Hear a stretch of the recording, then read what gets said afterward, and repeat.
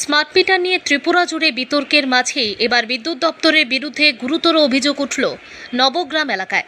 অভিযোগ, প্রথমে এক গ্রাহকের বাড়ির বিদ্যুৎ সংযোগ বিচ্ছিন্ন করে পরবর্তীতে দলবল নিয়ে গিয়ে বলপূর্বক স্মার্ট মিটার বসানো হয়। আর মিটার বসানোর সময় বিদ্যুৎ কর্মীদের গাফিলতির কারণে শর্ট সার্কিট হয়ে ওই গ্রাহকের বাড়ির 12টি বাল্ব ও একটি সিলিং ফ্যান নষ্ট হয়ে যায়। ঘটনাটি ত্রিপুরা স্টেট ইলেকট্রিসিটি কর্পোরেশন লিমিটেডের দুর্জয়নগর সাবস্টেশনের অন্তর্গত নবগ্রাম এলাকার এক বিদ্যুৎ গ্রাহকের বাড়িতে।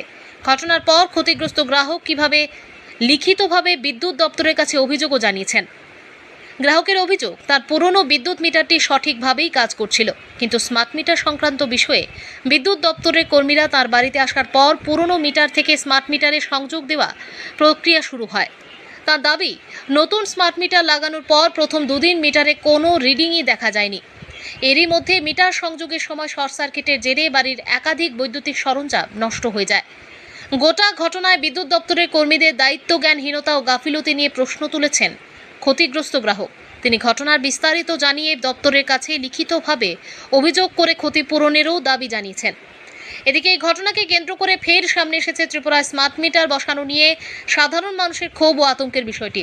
বিভিন্ন মহলের দাবি, মুখ্যমন্ত্রী, বিদ্যুৎ মন্ত্রী কিংবা বিদ্যুৎ দপ্তরের আধিকারিকরা সাংবাদিকদের প্রশ্নের জবাবে যাই বলুন না কেন, বাস্তব পরিস্থিতিতে অনেক জায়গাতেই গ্রাহকদের ওপর চাপ সৃষ্টি করে স্মার্ট মিটার বসানোর অভিযোগ উঠছে। ফলে একদিকে বিদ্যুৎ বিল নিয়ে আশঙ্কা, অন্যদিকে মিটার পরিবর্তনের প্রক্রিয়ায় হয়রানি। সব মিলিয়ে সাধারণ বিদ্যুৎ গ্রাহকদের পরিস্থিতি ক্রমেই দুর্বিষহ হয়ে উঠছে।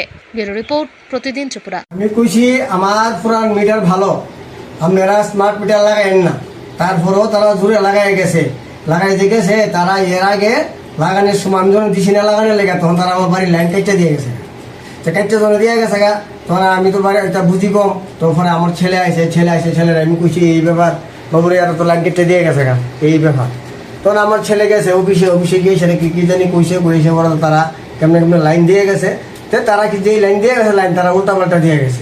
দিয়ে দেওয়ানোর পরে আমার এই আগের মিটার ঠিক আছে, কিন্তু তারা স্মার্ট মিটার লাইন ঢুকছে না। একটা ঢুকাইছে না, কেমনে করছে কেমন না আমি জানি না।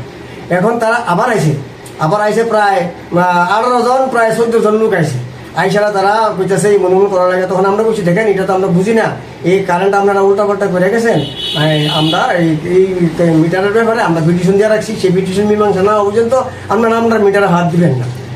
আর সেই যদি আপনারা হাতও দেনও লাইন, তাহলে আমার এই পুরান মিটার থেকে হইয়া আপনার এই নতুন স্মার্ট মিটারে ঢুকবো। কিন্তু তারা আমার কথা শুনছে না শুন না, তারা উল্টা পাল্টা যার যেমনে এই কারেন্ট উল্টা পাল্টা করিয়া আমার এই লাইনে শর্ট করিয়া আমার ঘরের লাইট গেছে 12টা লাইটের সব গেছে একটা ফ্যান গেছে মানে ছাট করে সব তুলে গেছে পুরানোর পরে এই জিনিসটি আমার গেছে তখন হঠাৎ করে আমি কালকে হঠাৎ করে যেদিন গেছে এই দিনও সাইয়া দিই যে আমার মিটার আর ঘুরে না, আজকেও ঘুরে না। তখন আমার এই মিটারের ব্যাপারে আমি তারা কমপ্লেন জানাইতে যাইতেছি। আমার মিটার ভালো আছিল, রানিং আছিল, কিন্তু মিটার ওখানে তারা নষ্ট করে নিয়েছে। স্পাইকের পরে আমার মিটার শেষ। তারা কারেন্টের তারে বাড়ি মারছে চুরিয়া আমার যে পুরান মিটার আছে সেই মিটার ওখানে আর চালু হয় না, এটা বন্ধ হয়েছে। আমার এই পুরান মিটার যাতে চালু হয় আমি চাই দিয়া, আমার পুরান মিটার চালু হইতে, এটা কেন বন্ধ করছে তারা? মিটার তো বন্ধ আসিল না।